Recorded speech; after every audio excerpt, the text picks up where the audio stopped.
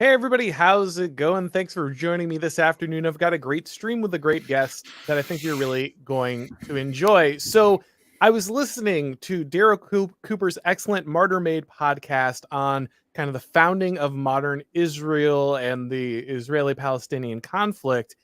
And during that, he went into kind of this speech about nations and families and the necessity of a nation to break down kind of the clan family identity, the strong family identity, and the tension that naturally exists with that. And I thought that was fascinating because we so often think, especially conservatives, people on the right, we think strong families, strong nation, family values, this is what builds a nation. These things are synonymous, but Darryl gave a really good argument as to why they're not. And I wanted to get into that today. So on the podcast with me today is Darryl Cooper. Thanks for coming on, man. Always a pleasure, man. You're one of my 2 or 3 favorite things on the internet, so it's always a pleasure. We don't do it nearly often enough. Yeah, feelings mutual here, man. We'll step up our schedule. Don't worry. um, so I was wondering if you could just lay this out for people, because again, this is something that's probably counterintuitive, especially for a lot of conservatives, that there would be a tension between family identity, strong extended families, and the idea of the nation, and it being kind of patriotism, a national identity. How are those things at odds? Well, I guess the way to start that explanation would be to take it back to the origin of modern states, right? Wherever you look in the world, what you saw was a sovereign of some sort who was trying to consolidate power over the nobility.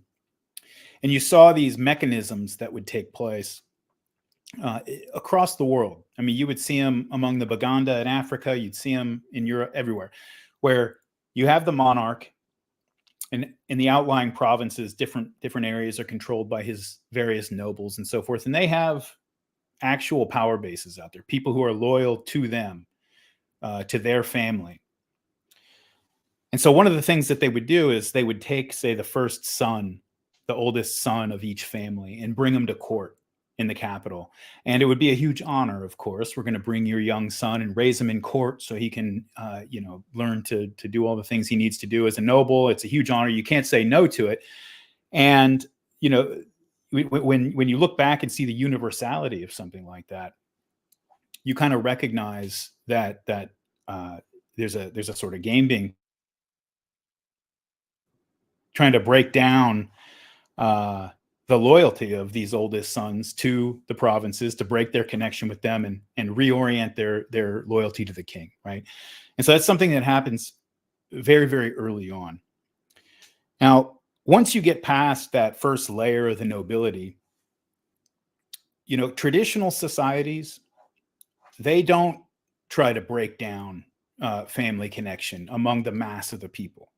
In fact, they nurture those things because they rely on them for self-governance. These old states, feudal states, and so forth, they didn't have the kind of resources or reach to go out and be a totalitarian country if they wanted to. They had to rely on these self-help mechanisms at the village and community level in order to be able to govern themselves coherently. As you get up to the modern state, the total state, as you'd say, you start to see a more direct attack on the family. And the Soviet Union is, all the communist and revolutionary governments are perfect examples, but the Soviets are a great example of it, where, there's the hero, the young boy they built statues of because he turned his parents into the NKVD. That was something that was lionized. Breaking down the authority of parents, and specifically fathers, these are competing loyalty systems. And in a country like ours, the family loyalty system and the national loyalty system, they don't really come much into conflict. That's sort of something in the past. Like you look at like the Hatfields and the McCoys, for example. You had state militias who were like on the brink of joining that fight because these two clans were at war. And that's exactly the kind of thing that a modern state wants to avoid at all costs. And in the United States, we've largely accomplished that. And we're sort of living with the costs of that right now, because there are costs to it, right? Like, if you go back to even in the modern day, if you go to an Arab peasant, out in the countryside in one of the less developed Arab countries, lives in a village, traditional life. Those communities will never and would never have produced existentialist philosophers, because they have absolutely no use for them. Questions of like, who am I? Why am I here? Those things are all given to you, and they have a surplus of identity, if anything. And so, if you talk to people who are from the Mediterranean countries, southern Italy or Spain or Portugal, Greece, Arabs, Armenians, just that whole kind of zone where the extended family still exercises a lot of influence over all the individuals, is those people feel boxed in. They feel like a lot of their choices for who they want to become and what kind of person they can be are already so predetermined for them that they can't wait to break out of it. And they envy, Anglo-Americans who see their parents once a year on Christmas if they're lucky. And I think now, though, that the majority of people in the modern West, at least, have already gone through that process of disconnection. They're finding that maybe there's a kind of freedom on the other side of it, but it's really the freedom of homelessness, and that's the mess we're trying to clean up right now. Yeah, it's interesting, but that so much of this is linked to the idea of the nation state. You pointed this out when you were talking about on your podcast, and I've been reading Samuel Huntington's Clash of Civilizations, and he makes the same point that in the Middle East, the nation state never really worked because that's not the way that they were socially organized, because the tribe, the clan was so powerful. Really, you go directly from the tribe to Islam. Like, there's only two levels of identity there, and there's no, this intermediate nation state simply never really grasps hold because they don't have that kind of infrastructure. The institutions never arose. And I guess that really speaks to what you were saying when it comes to dependence. These more feudal societies or these more tribal societies, they don't have a level of complexity, a level of institutional power to take the burdens of dependence away from the family structure. So they can't destroy family identity because they require it to function. But as the state grows and builds these institutions, it seems to naturally unload. Yes, it unloads that dependence. It frees the people in some sense, right? But simultaneously, it enslaves them to kind of this higher nation state ideal. You are freed from those communal bonds at a very low level, but more and more of your life gets consumed into this loyalty to only the state. Your identity is also bound there as well. In a healthy society, I think what you find is people's first layer of loyalty, the layer of loyalty that they would betray everything else for, is their friends and their family. And then from there, it's the friends and family of their friends and family, right? Until you get out to a community. And now those concentric circles of concern and affection can go out quite a ways, to the nation, maybe even to international alliances in certain circumstances. But the stability of all that is really built on the more abstract outer layers of loyalty, nurturing and supporting the ones closer to home. You're loyal to your country, you're loyal to your community because it nurtures and supports your friends and family and yourself. You're loyal to your nation because it supports your community and your friend, etc. Right? And that's sort of a rooted, organic, natural polity. When you come in from the top and establish a state, and then start trying to put together an identity underneath it, as we did in the United States, which it never could have gone any other way. The Anglos who settled the 13 colonies, they had two choices. They could bring in immigrants from all over Europe, or they could give up most of what is now America to the Spanish and the French and everybody else. Like, in order to settle that territory and become the country we are, throughout the 18th century, that immigration was absolutely necessary. Obviously, a very different situation from what we've got now, but that we needed to build up the continent. We needed to settle the continent. When you don't do that, I mean, you see what happened in the Southwest after the Mexican-American War. We really failed to adequately settle the Southwest, and now it's being gradually taken back. And you actually see something somewhat similar in Russia with their failure to really adequately settle Siberia. And long term, I think that they probably have concerns that China's got their eye on some of the farmland up there and stuff. And it's not going to happen tomorrow or the next day, but who knows what the map's going to look like 500 years from now. And so, in the United States, I mean, you got to think about it from just like we've had almost no time to catch our breath from the beginning of this country, right? We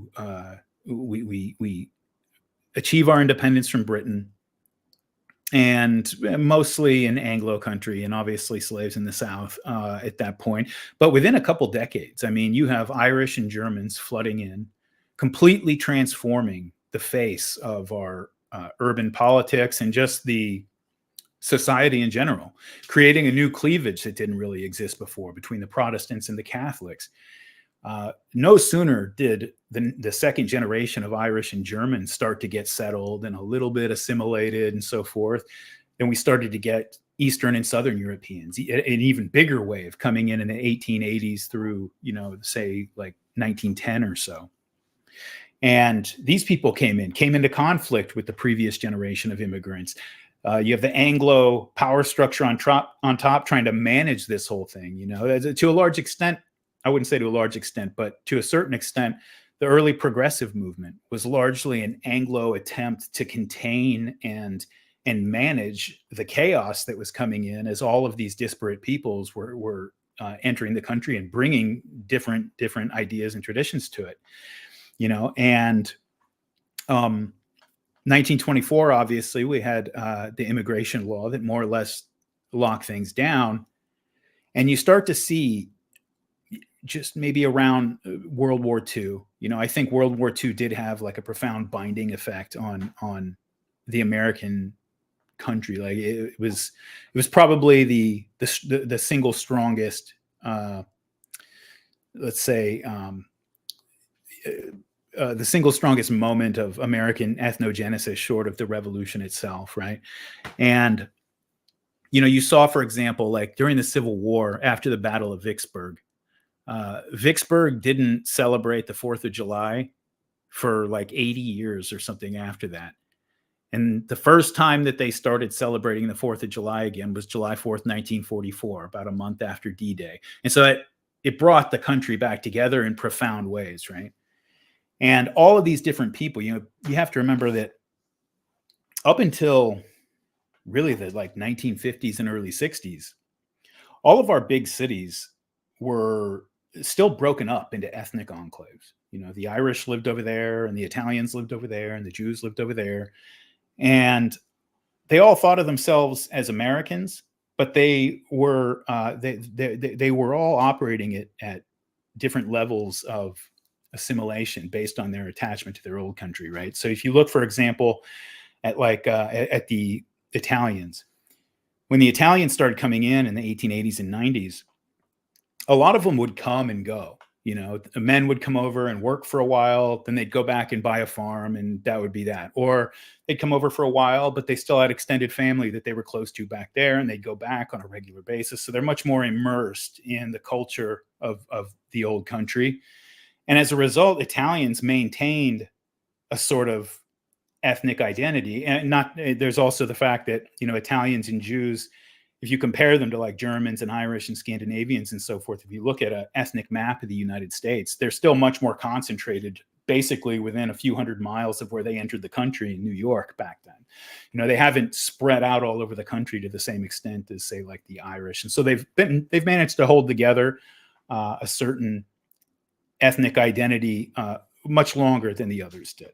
I think somebody who's Irish American today might like celebrating St. Patrick's Day, but that's about it, as far as their attachment to the old country, especially like the political goings on and so forth of the old country. when when the Great Migration kicked off, and you start getting all of the northern and western cities flooded with huge, overwhelming numbers of African Americans. Especially after the Second World War. It started after the First World War, but it really picked up during and after the Second World War. You started to see a lot of the same systemic breakdowns that we saw first when the Irish flooded in, and we realized, we need like a public school system because there's just a bunch of Irish orphans running around the streets, and we got to civilize these people somehow. And we kind of got that set up, and it was working for the purpose it was established for. When the Eastern and Southern Europeans started flooding in, the system got overwhelmed again, but we managed to put that back together, and through different cities and places did it different ways, but we did a pretty good job with that. And the third wave came with the Great Migration, when all the African Americans started moving into the cities. And that was when you started to see the various European ethnics in their cities begin to step back a bit from their ethnic identity and embrace whether more of an American identity or a racial identity, something like that. Because and you really see this in very stark terms, when you would see organizations pop up that in a place like New York, where before, like, New York was a very delicate balance of ethnic politics. It was understood that if there was an Irish mayor, then there should be a Italian district attorney and a Jewish, city council president, and so forth. Like, it's a very delicate balance, something that really is it was a great achievement that they managed to create a system that balanced those things. And with the large influx of African Americans, you start to see all these groups that never really cooperated so much before, or they cooperated from within their groups with the others, start to meld together. And that really accelerated, of course, when people started moving out to the suburbs, and those ethnic enclaves all started to break down. And I think maybe today,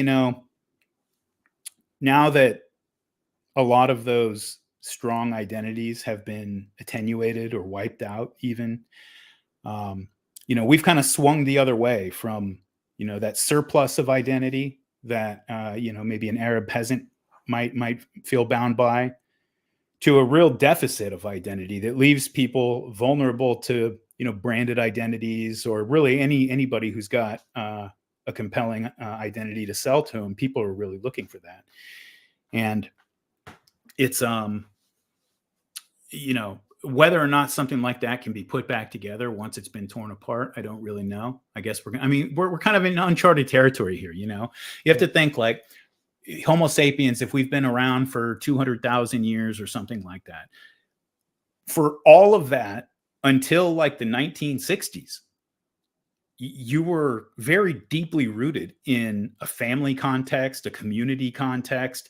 And that's where your sources of meaning came from. It's where you're just that we're completely rooted in that. It's built into our biology, to the point that, if you are cast out of your group, whether you're a high school kid getting bullied or just whatever, where you feel that you're a complete burden to your group, or totally outcast, you get depressed, you get suicidal, you start to fall apart, like, very quickly. Like, people will die from that. Like, they'll die early from the stress of that. And so it's built in very deeply. And so, from the advent of Homo sapiens up until about 1970 or something, that's how we lived. And all of a sudden, virtually everybody in our society has been just completely pulled out of every social context that they would previously been rooted in, and just thrown out on their own, and told that this cult of self-creation is going to get them, to another plane of existence, I guess. But it hasn't done that so far, and I'm skeptical that it's ever going to. Do you think that the right has put itself in an odd place because it's so scared to address the issue of identity that, ironically, I think it's increased the salience of race, because all of these ethnic nested identities which once would have, I think, made race less of a focus because you would have been nested more in probably a particular ethnic identity. Instead, you've hollowed out all of those intermediate institutions. There's nothing to hold on to in between kind of the family and these larger manipulated voting blocks, and so therefore they're wielded at a much wider level. And the fact that you're not willing to address what those intermediate social institutions are and what are necessary and how they're bound to identity means you've necessarily hollowed out anything that could have stopped, I guess, kind of the broad manipulation of racial categories. Yeah, absolutely. And it's, it's also deprived people, like at the same time that it was an attempt to lure people to identify with the nation state. At the same time, it's alienated people from the nation state, because once you get past that hurdle and into the state we're in now, nobody feels represented by the nation state. You talk to people about, most people in the United States, they can't imagine any system other than mass democracy or some form of tyranny. Like, it's the only really two categories they have in their political horizon. But I ask people sometimes, like, who tell me that, do you feel represented by this system? Like, is having 1 out of 160 million votes, is that really do you feel like your voice is being heard or anything? And I ask, I just offer a suggestion of, like, what if you had a system where you didn't vote, except maybe at the local level or something like that. But if you're a member of a labor union, that labor union is part of a larger national union, which is maybe part of a, say, federation of labor, which has a seat at the table in government. If you're a member of a church, if you're a member of various community organizations and all these kind of things, all of these things build up to the state and national level and have a seat at the table. And then now within those organizations, in your labor union or something, you guys can vote on whatever you want. You can run that however you guys want to run that. And wouldn't you feel like you were being more represented, or at least potentially more represented, in a system like that than you would be by just having everybody go to the polls every 4 years?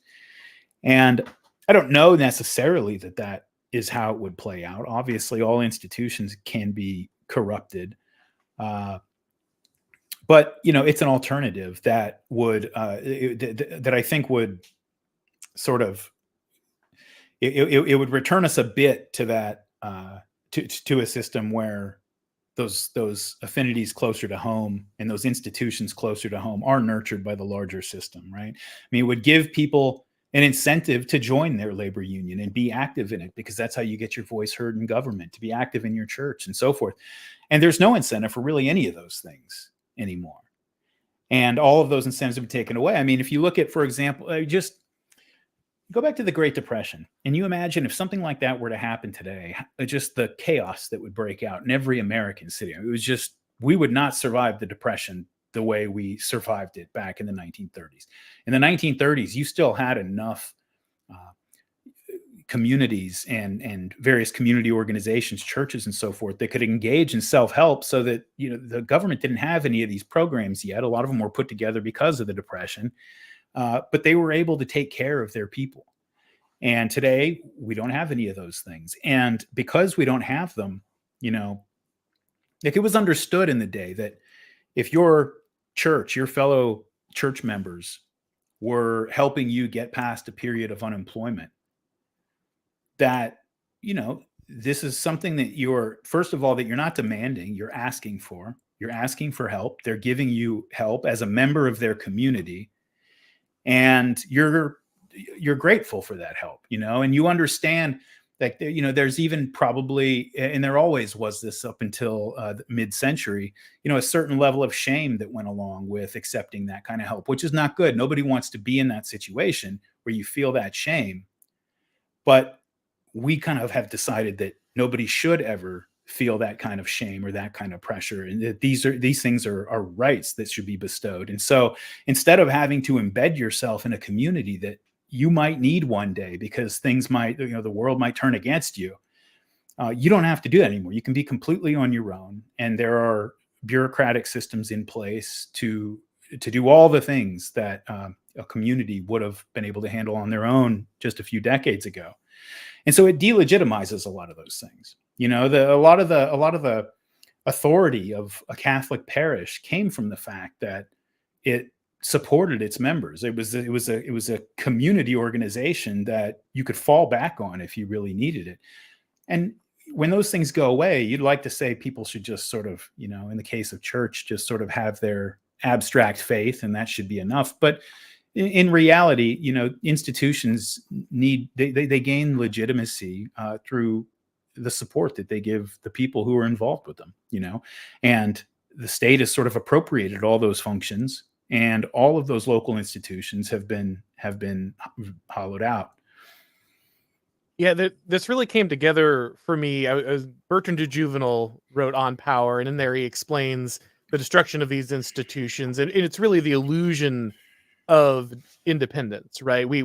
Why the state is inarguably stronger than it's ever been, but we think we're freer than we've ever been. And how do we have this dichotomy? Well, it's because we've been freed of all those lower dependencies, right? And so Yes. Yep. yeah, it's all just tied to the state, and the state doesn't call on us that often, we think, as compared to, you know, these day-to-day ones, and many people living in those traditional societies would agree. But we don't understand kind of the cost that comes with that. I remember I was reading The Ancient City, and he's talking about kind of how Rome became more powerful, and he says, in order for the city to become great, the families had to be destroyed. You know, the patricians, the power of the patricians had to be hollowed out, and that really struck me, the way that for Rome to become the empire that it was going to become, it had to destroy the civic fabric that had made it what it was up until that point. And do you think part of the problem is that we never noticed that transition in the same way that the Romans probably didn't notice when they went from the Republic to the Empire? We never noticed when kind of the superorganism that is beyond kind of the nation state as we understood it arose, and now we've kind of been living in its shadow, you know, up to this point. Yeah, for sure. We didn't notice it. At least the mass culture didn't notice it as it was happening. You know, I think America is a very unique case, right? Just because America was never going to be a nation state in the same way that Poland is a nation state. Like, it was just never going to happen. Like, we needed to bring people in if we were going to be able to populate this continent and pacify the Native Americans and keep competing European powers, or who knows, maybe Eastern powers, like if the Anglos tried to do this whole thing themselves, from coming in. And just that brought that threw American identity into flux almost from the beginning. And it's been that way more or less for our entire history, with the exception, I guess, of maybe about 1925 to 1965, maybe something like that. And so, you know, like if you look at the difference, for example, between some of the Eastern kingdoms in medieval and early modern Europe and the Western and Northern European ones.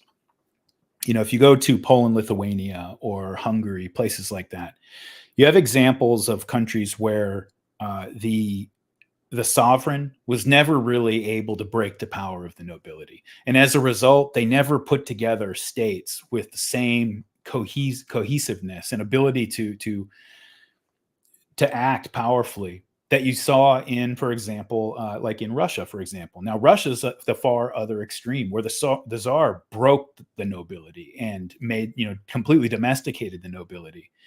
And that has its sort of downsides too, because you can get a state that's too top heavy. And if you go to Western Europe, England's a great example. They found a sort of balance in there. And, you know, there's definitely, if you look at Europe, you know, Europe's great because you kind of have this, the cohesion of states and the strength of extended families sort of shades off from north to south and east to west, right? If you go down to, like, you look at Northern Italy has been something like we might call a nation state for quite some time. Southern Italy, they had to be dragged like the South, kicking and screaming into that situation. And to this day, it's still hard for the Italian national government to control everything that's going on in the South. You see, like in Greece, and you see in Spain, for example, like the national government has had a lot of trouble kind of holding things together the way a Scandinavian country or England or Germany does. And those are countries where the nuclear family has been predominant for 1500 for a long time, like really long time. The nuclear family has been predominant. Anglo culture in particular, it's been a much stronger force than it was elsewhere in Europe, going back to 500, 600 AD at least.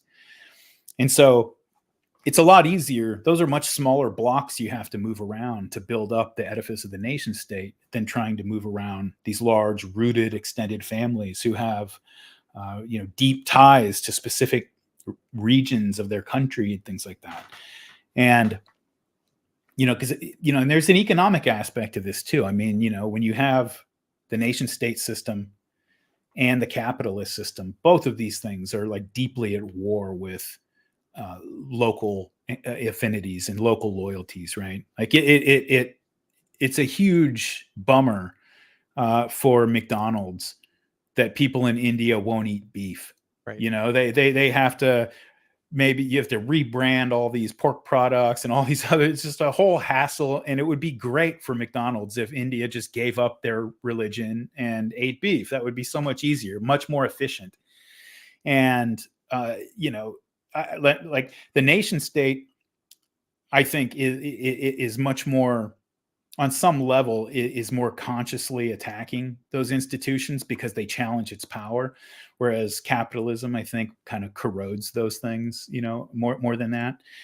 And I mean, if you look at, again, to go back to the Soviet Union, you had, like, during the 1930s when Stalin was in charge, he had NKVD squads going around and hunting down these.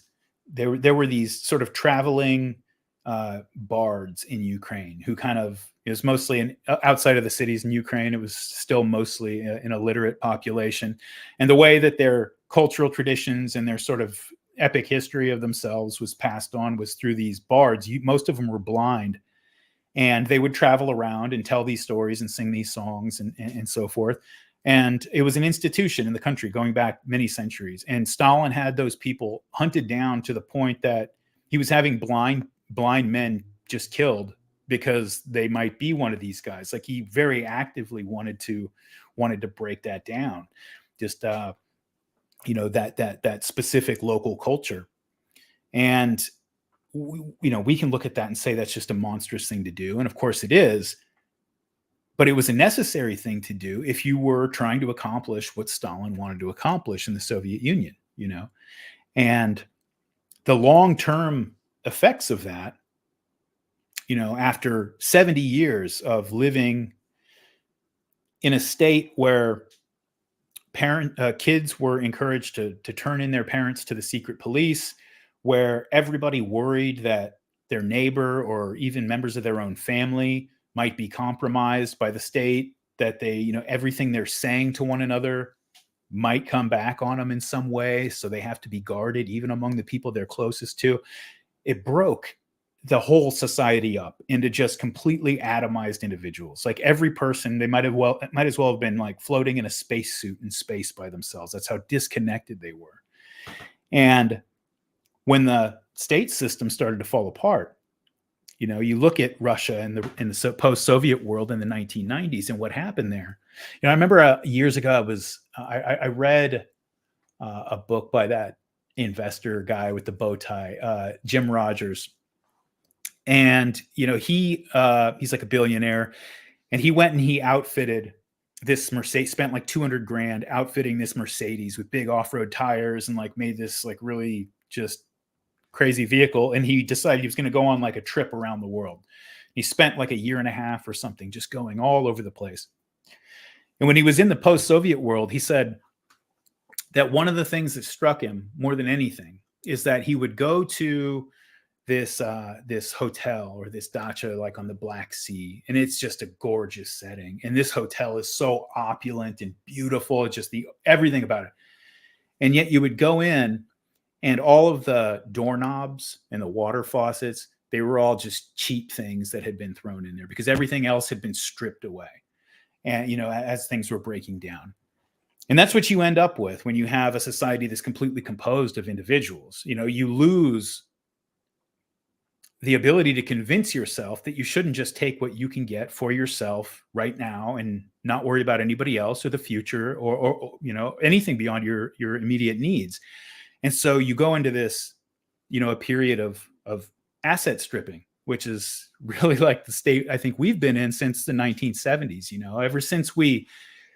Ever since we realized that there was a tremendous, that we didn't really have to innovate or grow our businesses or anything anymore because there were just trillions of dollars to be made arbitraging labor and regulations and stuff by outsourcing all these jobs.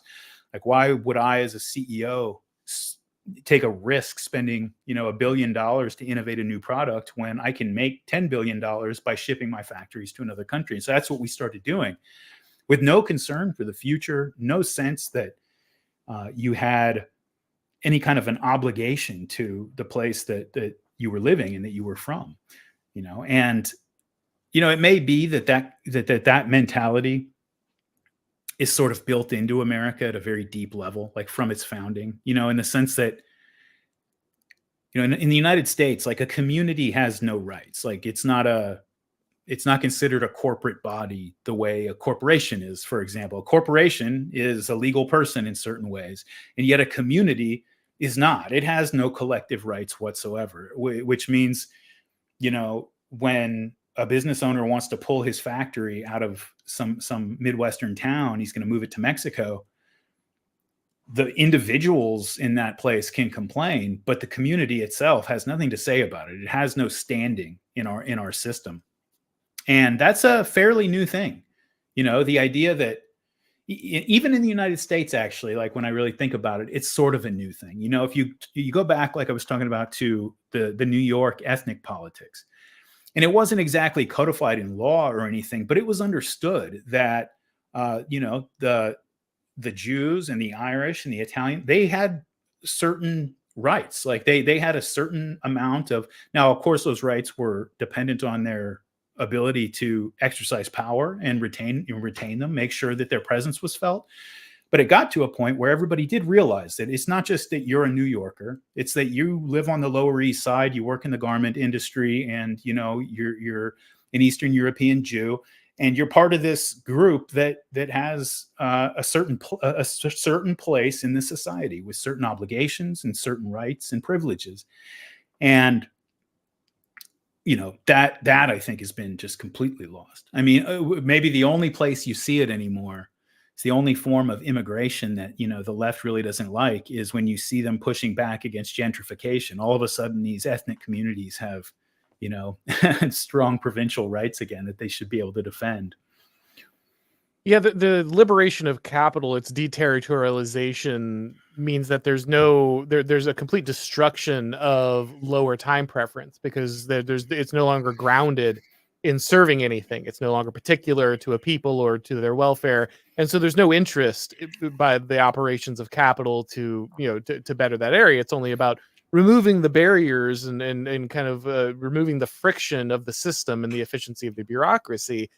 And that's kind of ironic, because if you look at Marxist literature and you read it, like you can find a lot of them like talking how important feminism is, because feminism destroys the family, and if you can destroy the family, you can destroy the nation state and its borders and its preferences for particular peoples, and therefore you can accelerate the global Marxist revolution. People forget that in order for you to get this like globalist communist utopia, you have to accelerate through the capitalist period of destruction of identity. In fact, Marx specifically said he was a free trade guy up to the point at which it destroys national identity.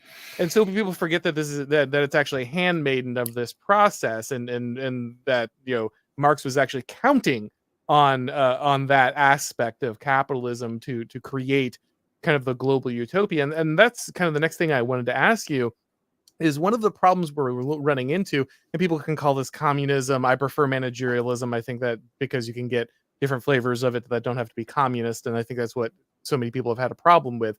But do you think that this arms race of states, like you know, as you were saying, many states that do not go through this process of destruction of family identity, that don't reduce the family down to kind of that nuclear Give me one or second. below structure?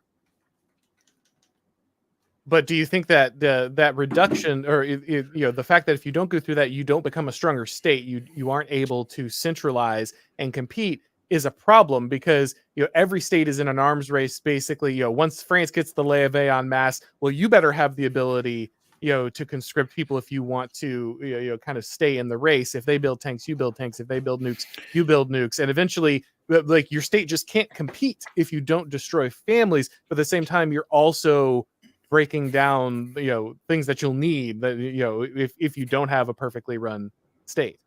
Yeah, you know, it's actually very interesting. If you look throughout history, there's this pattern that you kind of see throughout where, depending on what the dominant weapon systems are in a given time and place, you see certain effects on the political and social culture of the people who are involved in it. So, for example, like you go back to when the chariot was just a dominant battlefield presence. You know, it was running through everybody.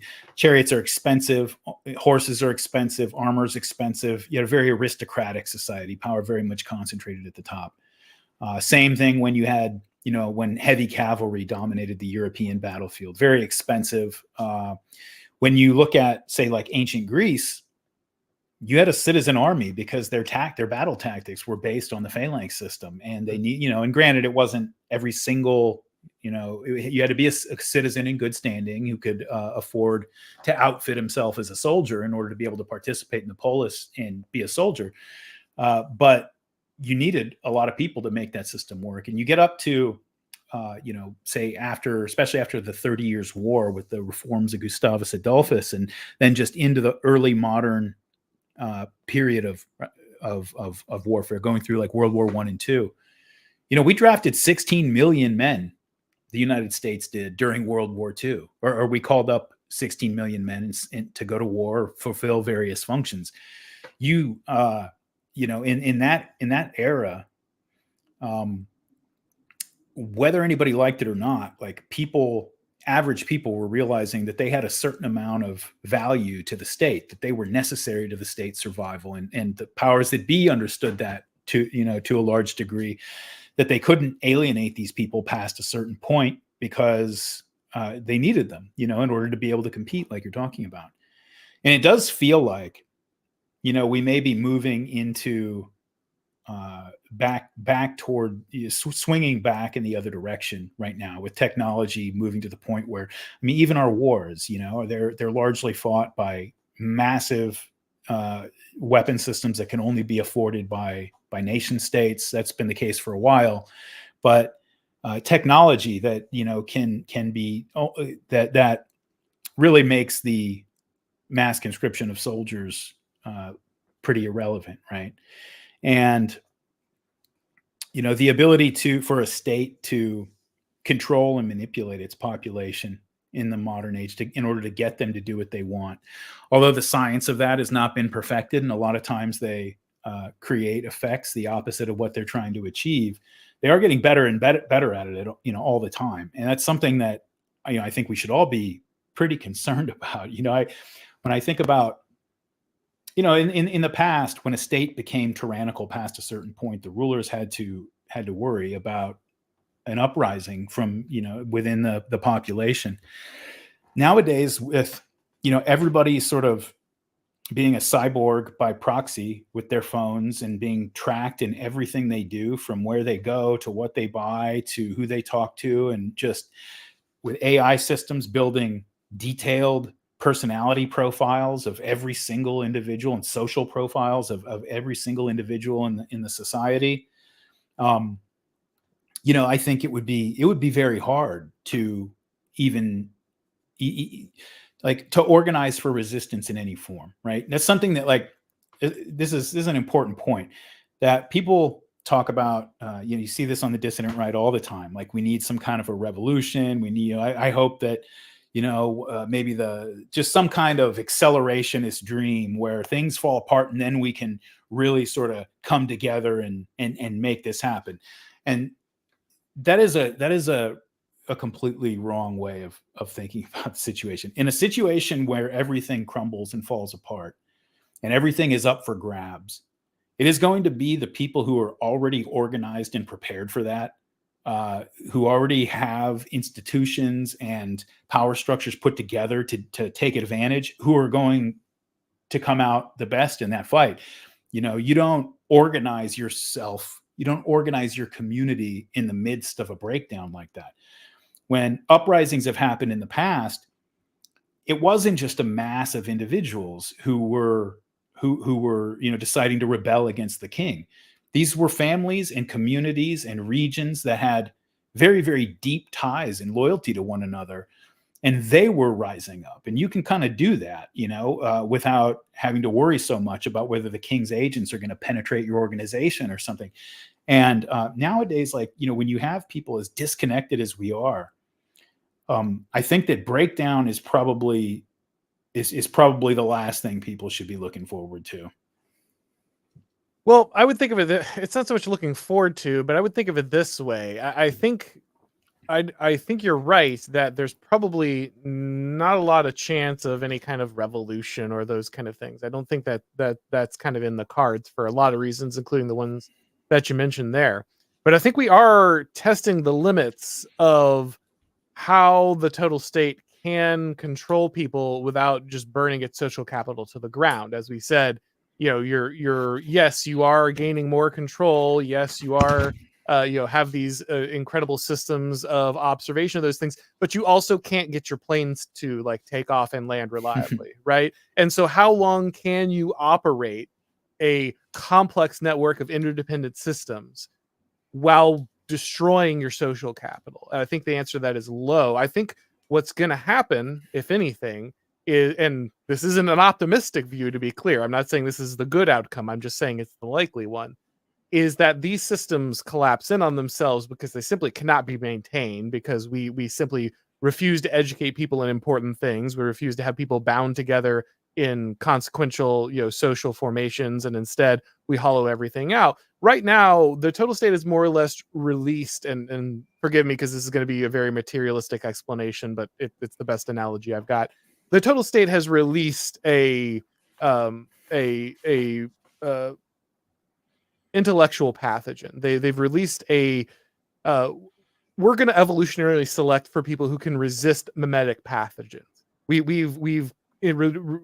used mimetic pathogens to break all possible social bonds, which is what we're seeing now, right? Our version of the Soviet kid informing on their parent is the kid who informs on their parent that they won't let them get a trans surgery, right? That's what we're doing. We're doing the exact same thing. We're at the same level of kind of total state breakdown, but we're just using sexual liberation as the sledgehammer against the family instead of something else. But eventually all those people are just going to eliminate themselves from the gene pool. They're just going to strip themselves out of competition at any level. And when they do that, the thing that will be selected for is people who are able to resist, I think, that that kind of mimetic pathogen and build themselves into communities, protect themselves, and nest themselves in a different level identity. That's my thought. A whole nation of Amish, Mormons, and ultra Orthodox Jews. I mean, in various ways, yes, and maybe those won't be the specific groups that went out, but they'll definitely be the ones with a head start. A lot of the assumptions we have about the continuance of our current technological society is the idea that we'll continue to have this artificial elevation across the globe of infrastructure provided by the first world. But this is very short. That's not going to continue, right? You're not going to have people shipping. Yeah, people will still have cell phones and stuff in a lot of these areas, but there will not be this constant network of corporations and things holding up technology, I think, globally. And so I think in many ways that's going to collapse back into itself, and the thing that's going to really matter is the people who are able, again, to resist this stuff. Maybe the ones that could do that and adapt to technology simultaneously. Maybe the Amish aren't the best example because they've taken themselves out of the way, out of the field in that way. But some kind of hybrid, right? Someone who can live their life in an Amish style way personally, but still integrate technology in a way that allows them to be competitive in I guess a state scenario. The Yukon Federation. You ever read Fitzpatrick's War? I can't say I have. You'd love it. It's a science fiction book that takes place like in the 2500s after America's fallen apart, and an Amish-like group that does use certain limited technologies is the only one that can kind of hold it together, and they form this whole North American empire. It's a good book. You'd like it. Very right wing. But yeah, I mean, it's something that's very difficult to do, partly because, what I find is people, especially people in cities, I should say, it's less true outside of cities, but most people are in cities, and this is accelerated a lot since COVID. You see people who are borderline agoraphobic, people who are socially anxious to an extreme degree when it comes to actually having to try to break past like the initial layer of small talk with somebody. People have almost forgotten how to do that. And most of their human relationships have been uploaded. They're with other avatars online, and their own self, the self that they feel has really been uploaded online to a large degree, so that your actual life is just, for content mining. It's just a thing that you do so that you have things to upload and enhance your online identity. And these things are obviously not stable, and they're profoundly they're profoundly vulnerable to, well, mimetic contagion, like you said, right? They're profoundly vulnerable to just the influences of propaganda and things that maybe an individual who's rooted in a community would not be so vulnerable to. That the person who feels just completely locked into their extended family, and everyone's always in their business, and it's just, you've always got some family function to go to, and it's just, you have to go to church it's just this whole range of aspects of your identity that are just given to you, and that you don't really feel are an option unless you're prepared to live with a sense of profound guilt. Those people often feel very trapped. Those people are the least vulnerable to propaganda. Actually, a chapter, I think it's in section 3 of Elul's book on propaganda. It's so good about that exact thing. For propaganda to work, you have to break down all of these institutions and leave people there by themselves, because if they're with a bunch of other people who are part of something that has its own corporate existence, not separate from necessarily, but its own corporate existence besides whatever system is trying to propagandize it, they're going to have defense mechanisms against it. And we're far down the line, and I think that with people exporting larger and larger portions of their identity online,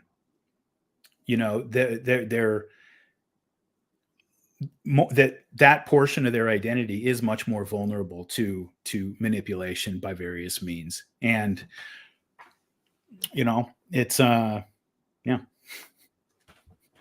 So you mentioned this a couple times, and I want to come back to it because I think it's important to what we're talking about, but just important for people in general. It's critical at this moment. You and Lafayette Lee had an exchange in I Am 1776 on American identity. And you've brought up multiple times the way that American ethnogenesis has stalled repeatedly, right? And there's this weird moment because we know that multi-ethnic empires work. Like there are multiple examples of multi-ethnic empires succeeding, but they almost always worked in the sense that everybody kind of lived in their own area. Different ethnoses were divided into different areas. and they were ruled kind of by their own local authorities, and everybody just kind of kicked things up to the empire. Like the empire could call on you to, troops and taxes and things, but they weren't foolish enough to try to go in and break the language and the habits of people unless they wanted to, like, literally ethnically cleanse them. That was the method by which that was done. And so we know that there's a way that we can do that, but the distribution in the United States, I don't think, works that way. And we've kind of in many ways already broken those identities forcefully. Like it's both just through technology and through legally. Like we've legally taken action to rearrange neighborhoods and things to break down those identities and those kind of social cohesion that would allow America to work that way. So what we're really trying to force is the ethnogenesis at a basically empire scale. And my question is there a way forward for American identity that can be healthy? Is there a way, would it be regional? Would it be united as a nation? Is there or are we doomed to kind of come apart in this way? Like, what do you think is the future of that, given the kind of the way that the United States formed? Well, obviously we're at a very late hour when we're having this conversation, right? And I think that, although we weren't an empire proper, like in the same way, a multi-ethnic empire proper, I think that through a lot of our history, we had some of those qualities in the sense that there was an Anglo power structure that sort of kept its hand on the steering wheel. These old families that, mostly in the East, but they spread out a little later on. But there was this Anglo power structure that sort of kept its hand on the steering wheel as all these other people were coming in, and they had various means to incorporate talented people from the ethnics. You get to go to Harvard and join Skull and Bones, and we teach you how to be an elite, and now you're one of us, and you're William F. Buckley or something. They had mechanisms to do that, but there was this Anglo power structure overseeing everything that had a sense of proprietary, possession of the country, that this is something that they inherited and that they are going to leave to their own descendants. And, but you get up to the 1960s and 70s, and for a variety of reasons, that power structure just evaporated. Nelson Rockefeller died in 1979, and he's the last Rockefeller anybody cared about, because the rest, they just didn't have kids who were ready to rise to that level of leadership in the country. And, a lot of it had to do with just the age-old hatred of, northeastern hatred of the South, and what happened, during desegregation, and the need by the Anglo elites in the North to just prove through every action that they could possibly take that we're not them, we're not like them. We don't care about our own group, we don't care about these boundaries like they do. And so it all got sort of coded for those people as a negative thing, looking after your own and thinking of yourself as part of a corporate group. And so, like today, I just think that, if like a group like the neocons, these low rent, fail sons who, the idea that they would just move in and take over American foreign policy back when the Harrimans and the Rockefellers and, those type of family, it never would have happened. They never would have allowed that. They would have it just wouldn't happen.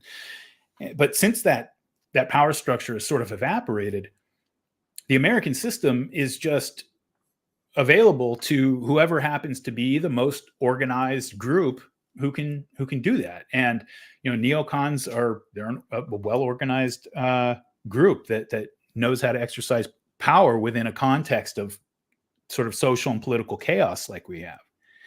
And if we were going to maintain this thing at a national level, I think it would mean having to reconstitute some kind of an elite that had legitimacy, even if it was only through a profound understood level of power. I think that's going to be very difficult to put together. I don't know if, I try to think of other examples in history where that's been put together without a total either a conquest or total upheaval in society that rearranged everything.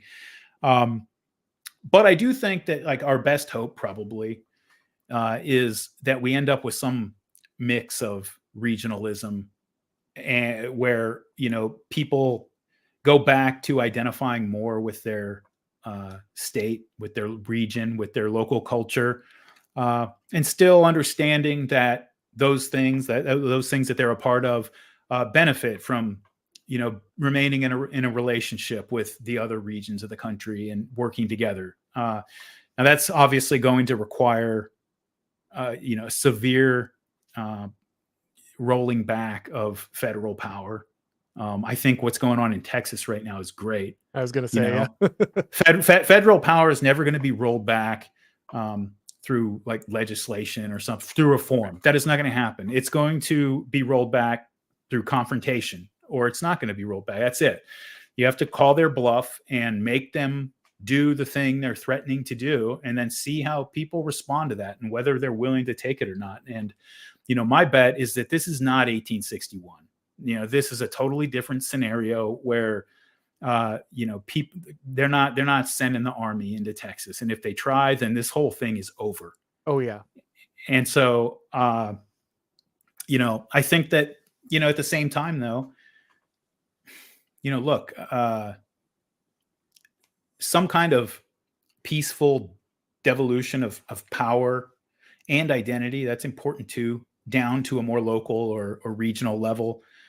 Doing that without hitting any of those tripwires that send us into a real conflict, it's going to be very tricky, but it's the necessary, that's the necessary path we have to travel. And I think as we do it, we really have to keep in mind that, America has never really had a civil war. Even our civil war was really just, we broke into two countries and had a regular war. I guess you had a civil war in, Missouri and some of the places out west and other places. But, a civil war is Sarajevo, it's Beirut. You don't want anything like that. You don't want something, you don't want to engage in a conflict with your neighbors, that is not fought and won on battlefields, but it's fought in like, damp basements with people tied to chairs and, pliers and blowtorches. And you don't want any part of that. And that's,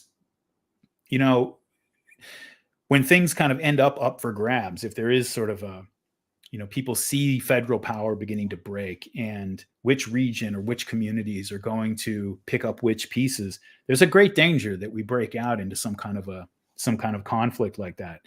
And I think it's something that, even as members of the right, maybe especially as members of the right, because right now, whether we like it or not, we are very disorganized and we don't have a lot of ability to exercise organized power, that we should probably be avoiding anything like that pretty much at all costs. And at least, for the time being, again, until we get organized. And that has to start at the local level. It has to start at the state level. It's not something that, you're going to send enough of your congressmen to Washington and they're going to change it, for the simple reason that, the U.S. government is not the thing that we learned about from Schoolhouse Rock back, when we were kids, where, I'm a bill and this is how a law gets passed and that's how our government operates. It's like, no, like 99.9% of our government is just this giant unelected bureaucracy that runs the state regardless of who's in office, who don't even have a lot of times, particularly a lot of respect for the people who are in office. I mean, we saw that in the Trump years, obviously, but we see it with Biden too. I mean, could it ever be laid more bare? Yeah. That the president doesn't really matter with the way things are set up. Who really believes that Joe Biden runs the United States? Yeah, nobody. Does even leftists believe that? I think even when like the people who elected him on some level had to be conscious that they weren't really electing him. They were re-electing the system. Let's get this Trump guy out of here and just let the system go back to being, what it is. But, I experienced this when I worked for the DOD for a long time as a civilian engineer.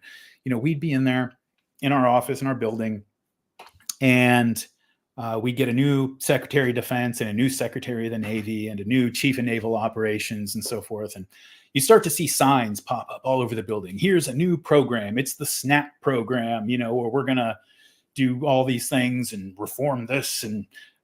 And after a couple of years, the Secretary of the Navy would get changed out again, and all those posters would get taken down. And we just learned to ignore them because they didn't matter. Nothing. You could change the president, everybody on down. And we felt at most little ripples in how it actually affected the way we did our jobs. And you know, we were the ones closest to the ground actually running the system. And it's like that everywhere, you know, that politicians come and go. And if you're an SES employee or GS-15 at, you know, the Department of Defense or the State Department or something, you've been there for 30 years, a president comes in. In your career, you've seen 7 presidents come and go. And you've gone through that process that we went through in our office where we kind of realized that, like, yeah, they come and go and nothing really changes. We just are here doing our jobs. We're the real power here. And, you know, that's the system we've got now. It's going to be difficult to break, but I mean, we're very fortunate, you know, in the fact that whether they like it or not, you know, the American people as a whole still have a certain amount of residual respect for things like the Constitution and these traditions, so that, you know, if it does come down to an open conflict between our elected officials and the bureaucracy, you know, I think that especially if you don't have somebody who's as personally polarizing as a guy like Trump, although, you know, a less polarizing person might not be willing to take on. I was going to say, I think you actually have to have that. Yeah. Somebody who is concerned about whether people, you know, like them is not going to take that fight on. But I think that, you know, I think that the elected officials can win that fight. But it's a tough one. I mean, you're talking about an extraordinarily entrenched power system, you know, and dislodging it is going to require the same effort or just the same level of decay, which is the dark side, that brought down the Soviet Union, because it's that deeply entrenched, you know. And and when I say deeply entrenched, I don't just mean in their power.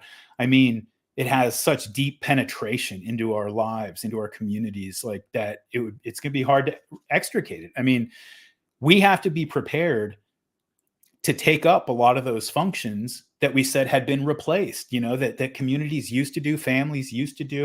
When you think about, like, why there's so many homeless people. Okay, there's a housing crisis, there's a mental illness and drug, all of these things, that's fine. But you go back 70 years ago, the reason there was no homeless crisis during the Depression, even, like, you know, you had like certain Hoovervilles and stuff, but nothing like we're talking about today. And it's because there's a guy wandering around the streets, pissing himself and mumbling, and people aren't going to say, like, there's a homeless guy. They're going to look and be like, isn't that the cousin of the Smith family over there? Hey, Smith family, when you're at church this Sunday, like, what are you doing? Like, why is this happening? And so there was just a level of accountability and self-help that doesn't exist anymore. And if we really want the things that we say we want, rolling back these systems of power, we have to be prepared to take up the slack. Absolutely. You know, that's why I think, even though many of the changes that we're talking about would be top down in a certain way, they can't happen until the bottom up, systems are there to support it. If you don't have the communities, if you can't take back that, I mean, you know, you're ready to send your parent to a federal nursing home or something. Well, no, that's not how that used to work. You know, like, you know, and so you have to take on a lot of responsibility, things that are really inconvenient and expensive and difficult. The things that the state has taken off your shoulders have to be put back on your shoulders before you can roll back many of these types of power. But yeah, I think that's exactly right. All right, guys. Well, we're going to go ahead and wrap this up, but we're going to move to do you have time for a few questions? Yeah. Okay. Move to the questions of people real quick. Do you want to let people know? I mean, I'm sure most people are already listening to the Martyr Made podcast, but just in case, let people know where they can find your work. Sure. Yeah. I have a Substack, martyrmade.substack.com, or if you go to iTunes or Spotify or whatever, you'll find the Martyr Made podcast. I also do a podcast called The Unraveling with my friend Jocko Willink.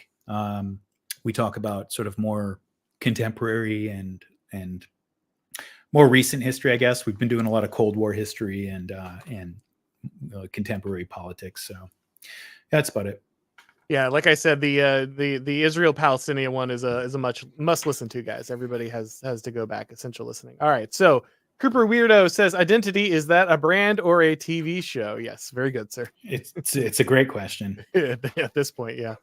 Uh, Costas 1983 says, "Is there another way to pre-order or buy the total state other than Amazon? Some people don't want to subscribe to mega corporations, including me." Yeah, man. I'm sorry. I totally understand that. At the moment, Regnery only has the distribution through, I think. Well, you've got Amazon. If you want to go to Barnes and Noble or Books a Million or Target, you can pre-order everything there. But those are also large corporations. It'll be at smaller bookstores upon release, and you can buy it there. But at the moment, the pre-releases, I think, are all the pre-ordering is all through large institutions, unfortunately. George Hayduke says, "We're not revolutionaries, we're reactionaries."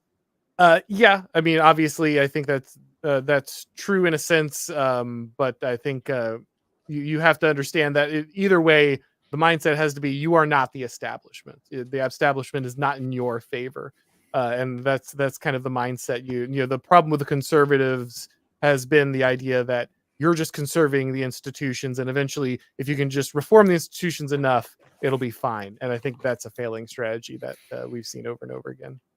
Yeah, I mean, and that's one of the reasons that conservatives and just the right in general has really found itself in a very difficult place over sort of the more recent years, right? That's what conservatism is. Like, if you're on the right in most societies, throughout most of the history of societies, you're the ones who are defending the institutions and defending the status quo against attacks from various directions and trying to keep these things going. And so they never really had to learn to organize. The institutions were their organization, and so whereas the left, they're learning to organize door to door, factory to factory, street by street, and they have a deep infrastructure and a sort of institutional knowledge of how to do those things that the right absolutely does not have. And then one day the right woke up and found themselves completely cast out of all those institutions and realizing they have to manage to put together a counteroffensive, and they don't really have the experience to do that. You run into this a lot. Like, this is kind of what Spengler talks about with Caesarism, where like the idea that once you have a sort of internal proletariat, in a Toynbee sense, that needs to find a way to organize, to push back against the power structure that is predatory against them. It's extremely difficult, if not impossible, for them to like really organize on an organic level to do that. And so what they opt for, especially once all these things have broken down, once you have, you're no longer living in a village, you're part of the Roman mob, and you're kind of have that, you're disconnected in that way. What, people do is they come together and they invest a man or a party with the authority, and they back them, not say unconditionally, but somewhat unconditionally, to go forward and act in their interest.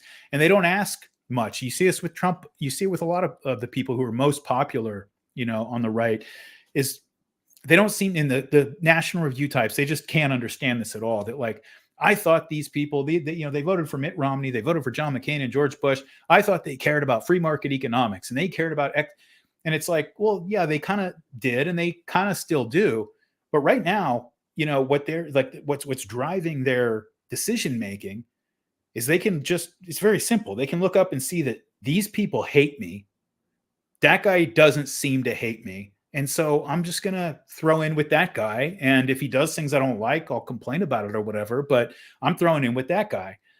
And, that's how you get a Caesar figure, a cult of personality around a person who goes in and, like Caesar himself, a second tier elite who was sort of felt, who sort of felt looked down upon by some of the upper tier elites, the Octavians and so forth. And, that's very much Trump, a second tier elite who maybe, especially at the beginning, people say he's just using the MAGA movement and the people to get revenge against these people he's resentful toward. And maybe it did start out that way, but I think that, as years go on and the same people that hate you hate him and vice versa, you do have a sort of bonding effect.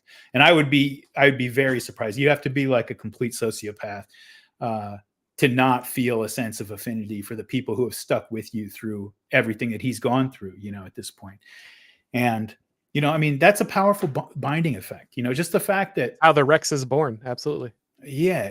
The fact that people can look and just say the people who have been attacking me, who hate me, like very openly hate me, hate my family, hate my community, hate my way of life. They hate him too.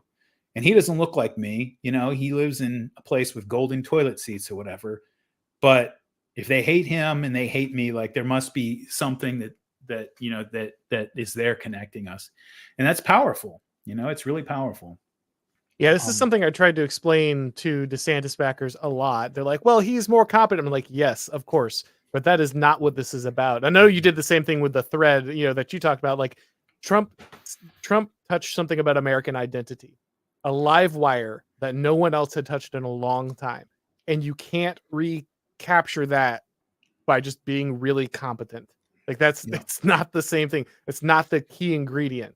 It's not policy. And they just couldn't get past that. But one thing I wanted to mention before we cut out is you were talking. Well, we were talking a minute ago about the need to, if we are going to replace these power structures, which is what we say we want to do, we have to be willing to take up the slack and provide the services and do the things that the system kind of performs more or less well right now. That's going to feel like a constriction on your freedom. Like you're going to feel in a lot of important ways less free than you do in this disconnected individualist society with a total state overseeing everything you do and stuff. But you're going to on a day-to-day basis, there are going to be a lot more people, a lot more things with claims on your time, claims on your energy, people who you owe things to, just in terms of what's owed between us all as members of communities. And, it's that thing again, you talk to like a lot of people from Southern Europe or the Arab world or something, and they feel so constricted by their extended family networks and all these expectations. And that's true. But my co-host on The Unraveling, Jocko, like his main kind of slogan or whatever is discipline equals freedom. And he means it in a lot of different ways that I'm not talking about here, but it really is like a profound paradoxical statement in a lot of ways, It's like in your individual life, a person who has no discipline, you might have the freedom to not have to, nobody tells you to do anything or whatever, but you don't have the freedom to do anything because you can't do anything. You don't have any agency because you don't have any discipline. You can't get anything done. And it applies just sort of on this larger social level too, is, the discipline being accepting the obligations that are going to come with being a member of a community and understanding that the other alternative is to be governed by an abstract state that doesn't care about you and might even, be your enemy. So. Yeah, the guy who's free to do all the drugs he wants, does he have liberty? No, he's a slave to his addiction, right? And the liberty can only you can only have liberty if you practice virtue in context of a community. And without the willingness to do that, then you will always be a master to or a slave to something, to another master. All right. So Matt Greedier says, both of you guys are awesome. Love these long form podcasts on a work day. Glad you're listening, man. Really appreciate that. With a minute to go, says, sorry about my comment over the holidays that you call for investing in community in 2024 was like Eric Hockner telling Berliners to join an amateur orchestra instead of bring down the Berlin Wall. I understand the impetus, like the big action, the big victory. But as Darryl has pointed out repeatedly here, if we don't build the structure on which you can put a society back on top of, you're not getting rid of the overbearing thing that is holding on everyone in its thrall today. Perspicacious Heretic says, when someone immigrates to a nation, what level of assimilation is needed? It seems based on what you're saying, you want some, but not completely.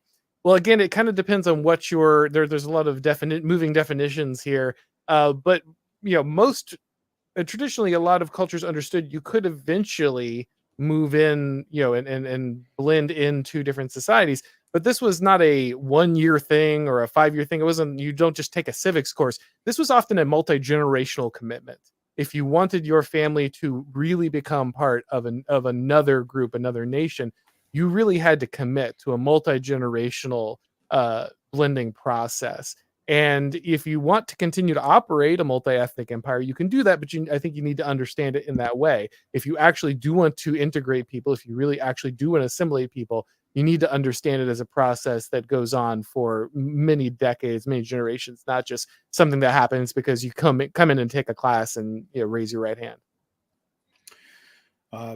Yeah, I don't have a lot to add to that. Fair enough. All right, Creeper Weirdo says we could elect Jesus Christ with Fred Rogers as VP, and Judas would be on CNN tomorrow. Stop with this less polarizing poo. It doesn't matter. Yeah, I think everyone fair enough. Should learn that lesson from Trump, if nothing else. K-Star says, keep it up, guys. That's what. What's the next Martyr Made episode? Do you have a plan for the next series? Yeah, it's well, I'm still working on my Who's America series, which is history of various episodes from the labor movement. And the next one it's been one of the most fun ones to study. It's about the battle between the mob and the Communist Party for control of the unions in Hollywood in the 20s and 30s and 40s. It's a fun story. Interesting. A lot of colorful characters. A lot of deep history, a lot of deep politics of like the early 20th century, like the things that really that touch on themes that we're talking about here, and the different paths that, the people who had come into America over the last 70 or 80 years at that point were taking to find their way in society. So it's going to be a lot of fun. That does sound really good. I'm looking forward to that one. Life of Brian says, left institutional capture created a mismatch between temperament and position. The left has institutions but doesn't bother to maintain them. See the LA Times. The right can't be insurgents. I would say that we can see that the left's ability to maintain institutions is collapsing. A lot of that is their circulation of elite is poor. They've blocked out everybody with the wrong positions who is capable. There's an increasing number of wrong positions, and so therefore you must necessarily be selecting for loyalty rather than talent, and that kind of naturally degrades any institution. Yeah, no doubt. And then George Hayduke says, not revolutionaries meaning we can't go as a mob and burn down the old world, even though it's broken. A return of the king is more what we stand for. Yeah, I think that's right. And I feel like most people on the right understand this. They're not dispositionally revolutionary in that sense. And so I think you're right that restoration is probably preferable for most to revolution. Yeah, Sulla, not Caesar. All right, guys. Well, we're going to go ahead and wrap this up. But once again, Darryl, thank you so much for coming on, man. It's always great talking with you. No doubt, man. Keep up the great work. Thank you. And of course, if this is your first time on the channel, please go ahead and subscribe. Make sure you hit the notifications so you know when we go live for the streams. And of course, if you'd like to get these broadcasts as podcasts, you can subscribe to the Auron MacIntyre Show on your favorite podcast platform. When you do that, please make sure to leave the rating or review. It really helps with the algorithm. All right, guys. Thank you once again for watching. And as always, I'll talk to you next time.